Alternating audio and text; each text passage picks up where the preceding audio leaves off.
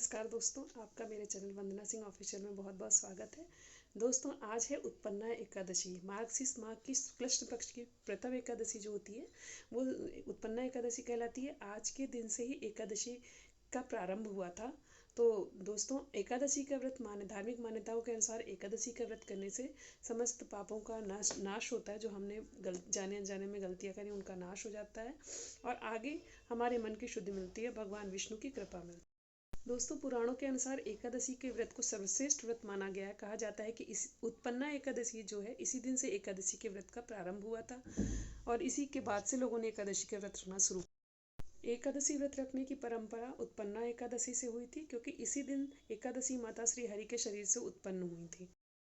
दोस्तों, एकादशी की महिमा ऐसी है कि पद्म पुराण के अनुसार स्वयं श्री कृष्ण ने एकादशी के व्रत की महिमा को बताया है और कहा है कि यज्ञ और दान आदि से बढ़कर इस एकादशी के एक व्रत को करने से उसके समान फल मिलता है।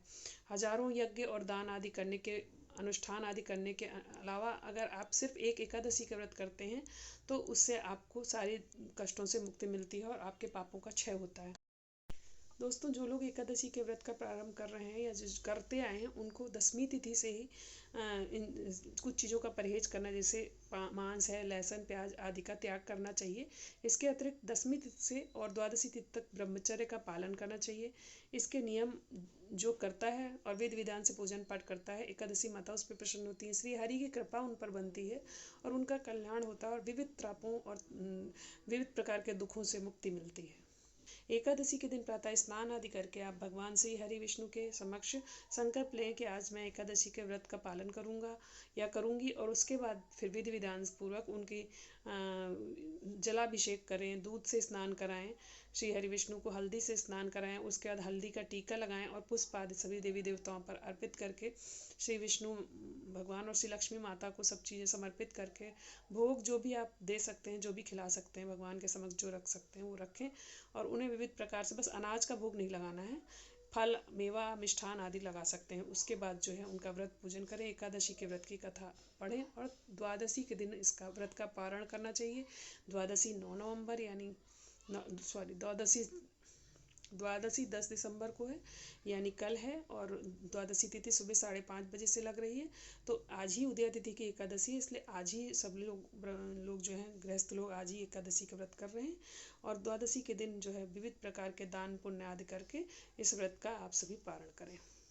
वैसे तो इस व्रत को निराहार करना चाहिए, केवल जल लेना चाहिए, लेकिन अगर आप आहार आपको कोई प्रॉब्लम है या आप नहीं रह सकते हैं निराहार, तो एक समय व्रत का जो भोजन होता है, फलाहारी भोजन, वो करें और फिर उसके बाद दूसरे दिन जब द्वादशी की तिथि आती है तब आप दान पुण्य करके और अनाज आदि का दान करके फिर स्वयं उस भोजन बनाकर उस भोजन को ग्रहण कर सकते हैं। दोस्तों, जो अगहन मास की 11वें दिन एकादशी पड़ती है, ये जो है उत्पन्ना एकादशी कहलाती है और इसी दिन श्री हरि विष्णु के शरीर से माता एकादशी प्रकट हुई थी, क्योंकि मुर नामक एक राक्षस था जो देवी देवताओं को परेशान कर रखा था और पूरे संसार में उसने अपना स्थान जमा रखा था और सभी को परेशान करता रहा। तो फिर सारे देवी देवता भगवान विष्णु के समीप गए, जहाँ पर भगवान विष्णु योग निद्रा में सो रहे थे। तो फिर भगवान विष्णु ने उस मुर नामक राक्षस से देवताओं के अनुनय विनय करने पर युद्ध किया, लेकिन वो भगवान विष्णु के साथ भी डटा रहा और उन्हें भगवान विष्णु को भी उसने थका दिया। तब भगवान विष्णु जो है फिर दोबारा से अपने स्थान पे गए और वहाँ पर जाकर उन्होंने भगवान विष्णु ने थोड़ी देर शयन करने की सोची और आराम करने की सोची। तो भगवान विष्णु निद्रा में जब चले गए तो मूर नामक राक्षस को देखकर बड़ी खुशी हुई कि भगवान विष्णु मुझसे हार गए और उन्होंने उनको मृत्यु लोक में मृत्यु करने की सोची उनकी भगवान विष्णु की कि उनको मार डालें हम। तो जब वो गया उनसे उस गुफा में और उनसे युद्ध करने लगा तो श्री हरि विष्णु के शरीर से एक कन्या प्रकट हुई और उस कन्या ने लगातार उस मुर नामक राक्षस से युद्ध किया और युद्ध करते करते उस राक्षस को परास्त कर दिया और उसकी गर्दन काट के अलग कर दी।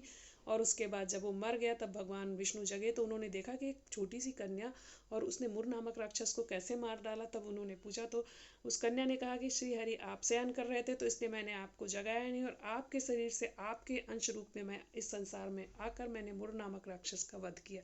तो इस तब से भगवान विष्णु बहुत प्रसन्न हुए और उन्होंने उस कन्या से कहा कि आज से तुम एकादशी के नाम से प्रसिद्ध होगी और जो तुम्हारे इस व्रत को करेगा, जैसे तुमने मुर नामक राक्षस को मारकर इस संसार को और इस सारे देवी देवताओं को प्रसन्न किया और सबको पर्याप्त सुख सुविधाएं दी और धन धान्य और यश सबको दिया, सम्मान दिया। तो इसी तरह से जो भी अब आगे भी इस एकादशी माता को याद करते इस व्रत को करेगा, उस पर मेरी कृपा होगी और तुम्हारी कृपा होगी और उनको सारी रिद्धि सिद्धि मिलेंगी और उनको हर प्रकार के पापों से मुक्ति मिलेगी। और अगर उनके घर में कोई पितृ आत्माएं हैं जो उन्हें जो कष्ट में हैं, उनको पितृ आत्माओं को भी अपने उस एकादशी को व्रत करने के बाद हम उनको अगर अर्पित करते हैं तो उससे भी उन्हें मुक्ति मिलेगी, पितृदोषों से मुक्ति मिलेगी। तो ये है एकादशी की महिमा दोस्तों।